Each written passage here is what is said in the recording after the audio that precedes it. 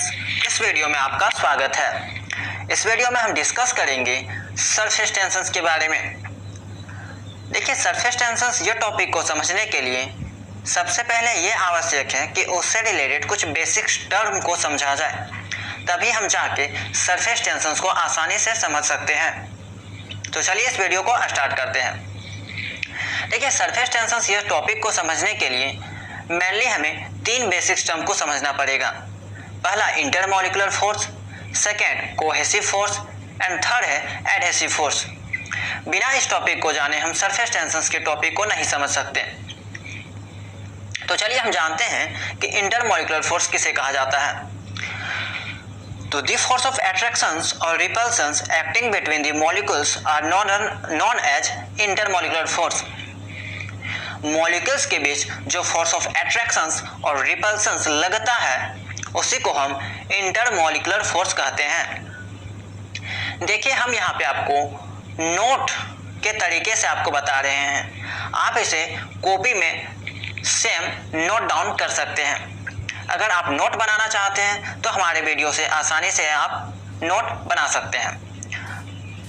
तो intermolecular force आप समझ गए होंगे कि मॉलिक्यूल्स के बीच जो force of attractions and repulsions लगता है उसी को इंटरमॉलिक्यूलर फोर्स कहा जाता है। The nature of intermolecular force is electromagnetic. Intermolecular force का जो नेचर होता है वो इलेक्ट्रोमैग्नेटिक नेचर का होता है। इंटरमॉलिक्यूलर फोर्स जो है of attractions may be classified into two types. Intermolecular force of attractions को दो भागों में बांटा गया है। पहला कोहेसिव फोर्स एंड सेकेंड है एडहेसिव फोर्स। तो चलिए देखते हैं कि कोहेसिव फोर्स क्या है। देखिए, यहाँ पे हम शॉर्ट वाइज दोनों का डिफिनेशन से आपको समझाएंगे। अगर आपको कोहेसिव फोर्स का डिफिनेशन ओनली लिखना है तो आप पहला इसका डिफरेंस लिख सकते हैं एवं कुछ एग्जाम्पल भी दे सकते हैं। ये उसका डिफिनेशन हो गया। यहाँ पे एडहेसिव फोर्स का डिफिनेशन हो गया एवं कुछ एग्जाम्पल है, आप इसे भी लिख सकते हैं। तो चलिए देखते हैं कि कोहेसिव फोर्स क्या है। The force of attractions between molecules of same substance is called the force of cohesion. This force is lesser in liquid and least in gases. देखिए, एक ही सब्सटेंस के मॉलिक्यूल्स के बीच लगने वाले अट्रैक्शन फोर्स को cohesive force कहते हैं। एक ही सब्सटेंस के विभिन्न मॉलिक्यूल्स के बीच लगने वाले फोर्स ऑफ अट्रैक्शंस को कोहेसिव फोर्स कहते हैं। वहीं पे दूसरे सब्सटेंस, दो अलग अलग सब्सटेंस के मॉलिक्यूल्स के बीच लगने वाले फोर्स ऑफ अट्रैक्शंस को हम एडहेसिव फोर्स कहते हैं। कोहेसिव फोर्स जो होता है वो लिक्विड में कम होता है एवं गैसेस में बहुत बहुत कम होता है। चलिए एग्जांपल से इसे समझते हैं। कोहेसिव फोर्स का एग्जांपल है 2 drops of liquid coalesce into 1 when brought in mutual contact. अगर लिक्विड के 2 ड्रॉप को हम एक दूसरे के म्यूचुअल कांटेक्ट में लाते हैं तो देखते हैं कि दोनों लिक्विड जो है वो आपस में मिल जाता है। दोनों ड्रॉप जो है लिक्विड का वो आपस में मिल जाता है। ऐसा इसलिए पॉसिबल है क्योंकि वो सब के बीच जो है वो कोहेसिव फोर्स लग रहा है। क्योंकि दोनों तो सेम सब्सटेंस है, दोनों सब्सटेंस के बीच जो मॉलिक्यूल्स के बीच जो अट्रैक्शंस ऑफ फोर्स लगता है उसी को तो कोहेसिव फोर्स कहते हैं। दूसरा एग्जांपल है, it is difficult to separate 2 sticky plates of glass welded with water. कभी कभी आप घरों में भी इसे देखे होंगे कि प्लास्टिक का 2 ग्लास है।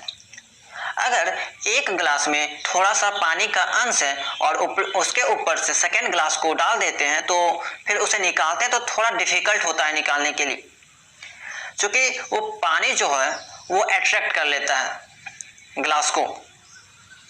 इस कारण थोड़ा हमें डिफिकल्ट का सामना करना पड़ता है, तो उसी को हम कोहेसिव फोर्स कहते हैं। थर्ड एग्जांपल देखते हैं। It is difficult to break a drop of mercury into a small droplet because of large cohesive force between the mercury molecules. देखिए, मरकरी के जो मॉलिक्यूल्स हैं उसको ब्रेक करना बहुत बहुत ही डिफिकल्ट होता है, क्योंकि उन मॉलिक्यूल्स के बीच जो फोर्स ऑफ कोहेसिव होता है वो बहुत बहुत ज़्यादा होता है। इसी कारण हम किसी भी मरकरी को जो है ब्रेक नहीं कर सकते। चलिए एडहेसिव फोर्स के बारे में जानते हैं कि इसका एग्जाम्पल डिफिनेशंस के बारे में तो हम पहले बता दिए कि दो डिफरेंट अलग अलग सब्सटेंस के मॉलिक्यूल्स के बीच लगने वाले दो विभिन्न अलग अलग सब्सटेंस के बीच के मॉलिक्यूल्स के बीच लगने वाले फोर्स ऑफ अट्रैक्शन को एडहेसिव फोर्स कहते हैं। दो अलग अलग सब्सटेंस होना चाहिए एवं उसके मॉलिक्यूल्स के बीच जो फोर्स ऑफ अट्रैक्शन लगता है उसी को हम एडहेसिव फोर्स कहते हैं। चलिए इसे भी एग्जांपल से समझते हैं। Adhesive force enables us to write on the blackboard with a chalk.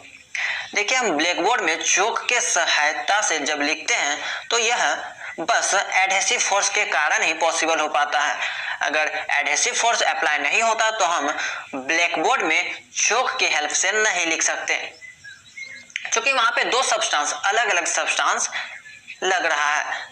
देखिए वहां पे एक चौक हो गया, एक ब्लैकबोर्ड हो गया, दोनों के मॉलिक्यूल्स के बीच फोर्स ऑफ अट्रैक्शन लग रहा है, तभी हम वहां पे कुछ लिख सकते हैं। सेकेंड एग्जाम्पल है a piece of paper sticks to another due to large force of adhesion between the paper and gum molecules.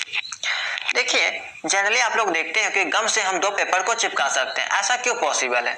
ऐसा इसलिए पॉसिबल है क्योंकि वहां पे फोर्स ऑफ एडहेशन लग रहा है पेपर एवं गम के बीच। पेपर के मॉलिक्यूल्स एवं गम के मॉलिक्यूल्स के बीच फोर्स ऑफ एडहेशन वहां पे एक्ट हो रहा है, तभी वह पेपर जो है वो चिपक रहा है। थर्ड एग्जांपल देखते हैं। Water wets the glass surface due to force of adhesion. Water जो है वो ग्लास के सरफेस को भिगा देता है, ऐसा इसलिए क्योंकि वहां पे भी फोर्स ऑफ एडहेशन लग रहा है। तो आई होप कि आपको यह वीडियो अच्छे से समझ में आया होगा। आप इसे नोट डाउन भी कर सकते हैं। चलिए और एक इसका पॉइंट देख लेते हैं। कोहेशन और adhesive force are inversely proportional to the 8th power of distance between the molecules. ये जो मॉलिक्यूल्स के बीच लगता है उसका इनवर्सली प्रोपोर्शनल होता है 8th पावर ऑफ डिस्टेंस। अगर हम बात करें एडहेसिव फोर्स तो यहाँ पे देखिए फोर्स जो है यहाँ पे डायरेक्टली नहीं इनडायरेक्टली प्रोपोर्शन से 1/r का पावर 8th। r यहाँ पे डिस्टेंस बिटवीन टू मॉलिक्यूल्स है। कुछ इसका इक्वेशन इस टाइप का बनेगा। तो चलिए इस वीडियो को यहीं समाप्त करते हैं।